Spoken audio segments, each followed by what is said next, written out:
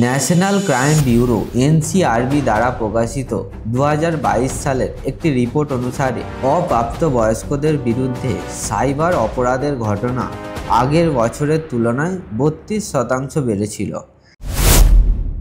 আপনি আপনার সন্তানের সাথে অনলাইন বিপদ সম্পর্কে খোলামেলা কথা বলে একটি ভালো কমিউনিকেশন বিল্ড আপ করে এটা নিশ্চিত করুন যে তারা কখনো যদি অনলাইনে এমন কিছু দেখে অস্বস্তি বোধ করে তবে তারা যেন আপনাকে সেই বিষয়ে অবশ্যই জানায়। আপনি হয়তো লক্ষ্য করেছেন কোনো সাবজেক্ট রিলেটেড কন্টেন্ট একটু বেশি দেখলেই ওই প্ল্যাটফর্ম আপনাকে ওই সাবজেক্ট রিলেটেড কন্টেন্ট রেকমেন্ড করতে থাকে। আর ঠিক এই কারণেই আপনার সন্তানের জন্য custom content filter set up করা অবশ্যই প্রয়োজনীয়। এটি কল্পনা করুন, অনেক রাত হয়ে গেছে, আপনার সন্তান তাদের ঘরে আছে, ইন্টারনেট ব্রাউজ করছে। আপনি মনে করছেন তারা নিরাপদ, তারা শুধু হয়তো কোনো ভিডিও দেখছে বা গেম খেলছে, কিন্তু সত্যিই কি তারা নিরাপদ?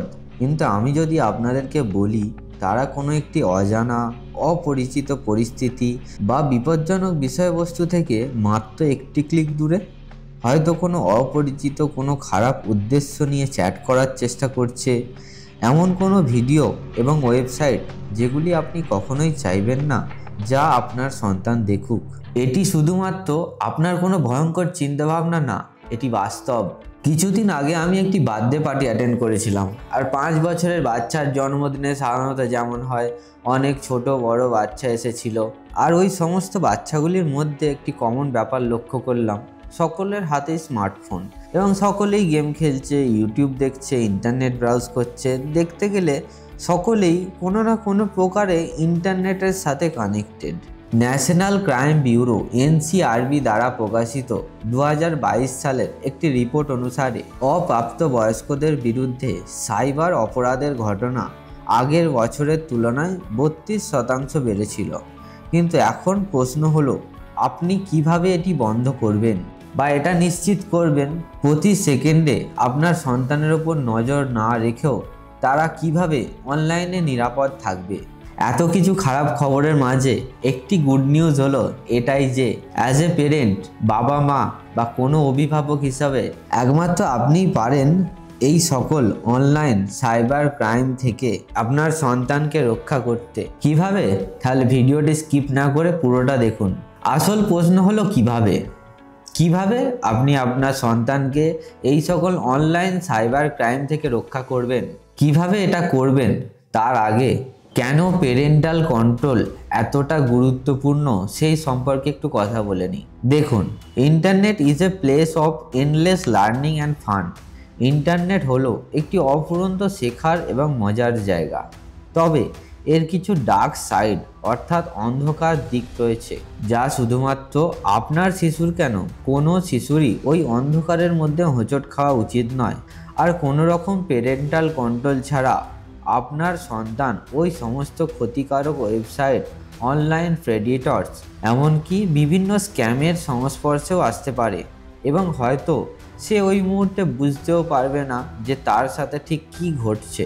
এখন যেহেতু আপনি বুঝতে পেরেছেন, আসুন কিভাবে আপনার সন্তানদেরকে এই সমস্ত অনলাইন সাইবার ক্রাইম থেকে রক্ষা করবেন সেগুলি দেখে নিই। প্রথমে আপনার সন্তান যে ডিভাইসগুলি ব্যবহার করে সেই সমস্ত ডিভাইসগুলিতে পেরেন্টাল কন্ট্রোল অ্যাক্টিভ করবেন। আজকাল বেশিরভাগ ডিভাইসে built in parental control settings রয়েছে যা আপনাকে আপনার সন্তান কি অ্যাক্সেস করতে পারে তা পরিচালনা করতে দেয়। উইন্ডোজ এবং ম্যাক ওএসের ক্ষেত্রে আপনি আপনার সন্তানের জন্য একটি আলাদা চাইল্ড অ্যাকাউন্ট তৈরি করতে পারেন, যেটির মধ্যে তারা কোন ওয়েবসাইট দেখতে পারবে, তারা কোন অ্যাপগুলি ব্যবহার করতে পারবে এবং কতক্ষণ তারা ইন্টারনেটে অনলাইন থাকতে পারে, এই সমস্ত কিছু রেস্ট্রিকশান সহ আরও অনেক কিছু। শুধু সেটিংসে যান, ফ্যামিলি অ্যান্ড আদার ইউজার অপশানে গিয়ে একটি চাইল্ড অ্যাকাউন্ট তৈরি করার পদক্ষেপগুলি অনুসরণ করে একটি চাইল্ড অ্যাকাউন্ট তৈরি করে নিন। আইফোন এবং অ্যান্ড্রয়েডে পেরেন্টাল কন্ট্রোল অপশান আগে থেকেই আছে।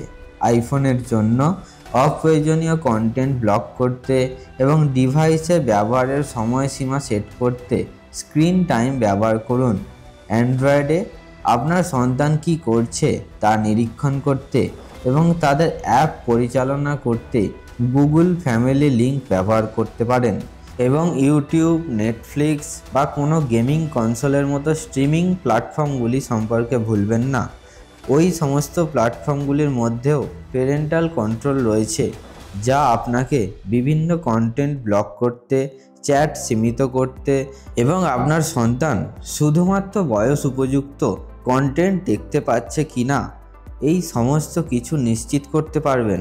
একবার আপনার প্যারেন্টাল কন্ট্রোলগুলি সেট আপ হয়ে গেলে আপনি কন্টেন্ট ফিল্টারগুলির সাহায্যে নিয়ন্ত্রণগুলিকে ফাইন টিউন করতে পারবেন। আপনি কাস্টম ফিল্টার ব্যবহার করে নির্দিষ্ট ক্যাটাগরিজ যেমন ভায়োলেন্স, ড্রাগস বা অ্যাডাল্ট কন্টেন্টের মতো বিভিন্ন কন্টেন্টগুলিকে ব্লক করতে পারবেন। কন্টেন্ট ফিল্টারের প্রয়োজনীয়তা এই কারণেই যে বর্তমানে সোশ্যাল মিডিয়া থেকে শুরু করে বিভিন্ন ওয়েবসাইট সব কিছুই এআই অ্যালগোরিদম দিয়ে পরিচালিত। আপনি হয়তো লক্ষ্য করেছেন কোনো সাবজেক্ট রিলেটেড কন্টেন্ট একটু বেশি দেখলেই ওই প্ল্যাটফর্ম আপনাকে ওই সাবজেক্ট রিলেটেড কন্টেন্ট রেকমেন্ড করতে থাকে। আর ঠিক এই কারণেই আপনার সন্তানের জন্য custom content filter set up করা অবশ্যই প্রয়োজনীয়। এছাড়াও আপনি প্রতিদিনের স্ক্রিন টাইম লিমিট সেট করতে পারেন, যাতে আপনার সন্তান সারাদিন স্ক্রিনের সামনে না কাটায়। একটি হেলদি বাউন্ডারি নির্ধারণ করে আপনি তাদের স্কুল ওয়ার্ক, খেলাধুলা, ফ্যামিলি টাইম এবং বিশ্রামের জন্য একটু সময় করে দিতে পারেন।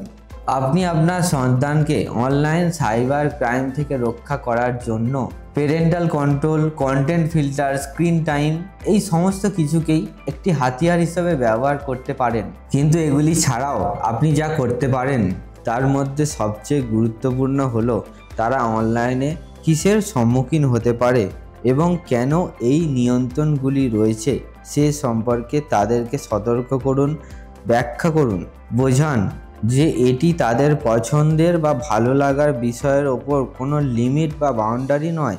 এগুলি তাদের এমন কিছু অজানা বিপদ থেকে রক্ষা করার জন্য যা তারা জানেও না যে সেই সমস্ত বিপদগুলির অস্তিত্ব রয়েছে বা সেগুলি তাদের সাথেও ঘটতে পারে।